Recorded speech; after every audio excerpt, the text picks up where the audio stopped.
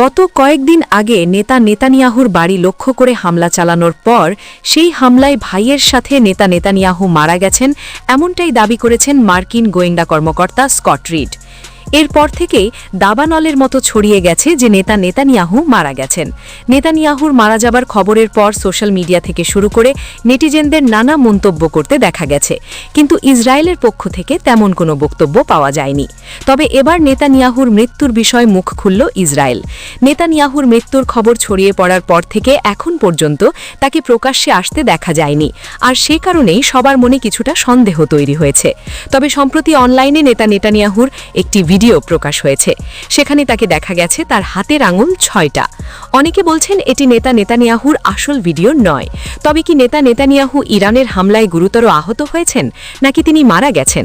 Iran ইসরায়েলের যুদ্ধ শুরুর ১৬তম দিনে এসে তাদের উচ্চ পর্যায়ের নিরাপত্তা ক্যাবিনেট বৈঠকে নেতানিয়াহু অনুপস্থিতি যেন আগুনে ঘি ঢেলে দেয়। ইরানের সঙ্গে পূর্ণমাত্রা যুদ্ধ শুরুর পর থেকে এই প্রথমবারের মতো কোনো উচ্চ পর্যায়ের নিরাপত্তা ক্যাবিনেট বৈঠকে অনুপস্থিত ছিলেন ইসরায়েল প্রধানমন্ত্রী বেনিয়ামিন নেতানিয়াহু।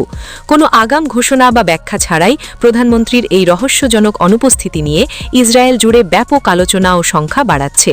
আর সেই মুহূর্তেই এবার নেতানিয়াহুর মৃত্যুর বিষয়ে অবশেষে মুখ খুলেছে ইসরায়েল।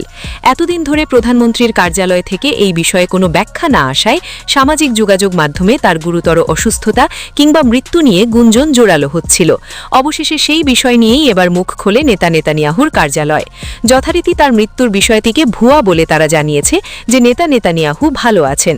তবে আনাদোলু এজেন্সি জানায় যে নেতানিয়াহু যে ভালো আছেন তারা সেই বিষয়ে কোনো প্রমাণ দিতে পারেনি।